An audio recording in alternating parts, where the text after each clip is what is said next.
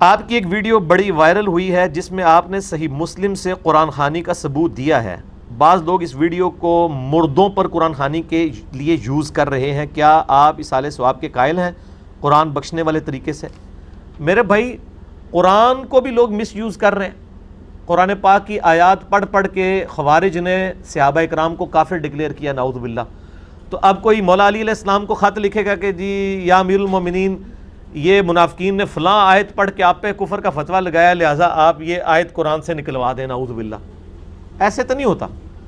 اسی طریقے سے ہم اپنی کلپ کے ذمہ دار ہیں. اگر اس کلپ میں نے قرآن خوانی اصالہ ثواب والی بات کی ہے تو آپ ضرور پکڑیں.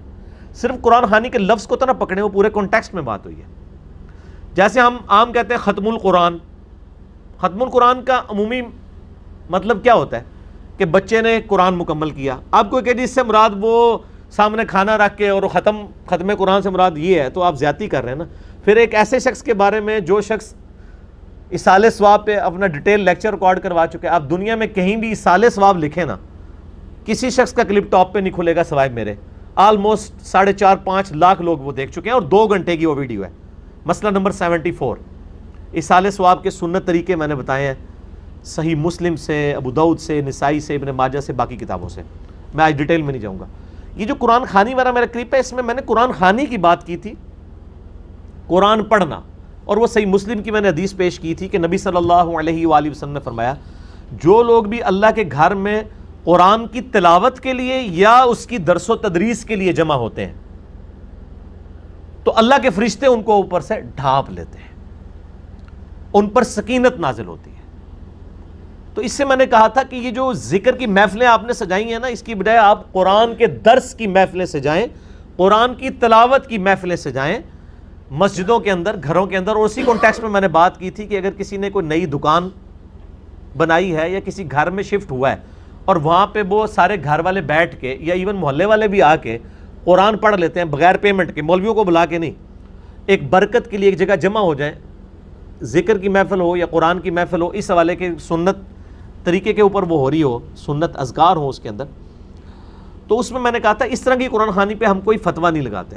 اس سے میں نے اصالہ ثواب یا مردوں کو بخشنے والی قرآن خوانی نہیں لی، اس کا تو کوئی جواز موجود نہیں. ایون فقہ حنفی کے اندر جواز موجود نہیں. بعض میں متاخرین علماء جو ہیں اس طرف چلے گئے. تو میرا مسئلہ نمبر 74 دیکھ لیں. میں یعنی کانٹیکسٹ کے ساتھ چیزوں کو پیش کیا کریں، یعنی اس طرح آؤٹ آف کانٹیکسٹ صرف ٹائٹل پڑھ لینے سے. جس طرح میں نے بتایا ہمارے ایک کلپ کا ٹائٹل ہے میں سنی شیعہ سے مسلمان کیوں ہوا، تو پچھلے دفعہ پھر میں نے وہ کوئی 58 منٹ اس کا جواب دیا.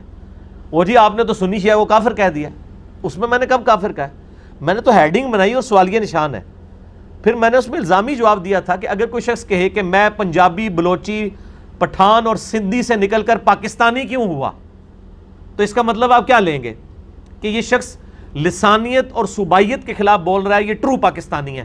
کیا آپ یہ مطلب لیں گے کہ اس کا مطلب یہ ہے کہ یہ بلوچیوں کو پاکستانی نہیں مانتا، پنجابیوں کو پاکستانی نہیں مانتا؟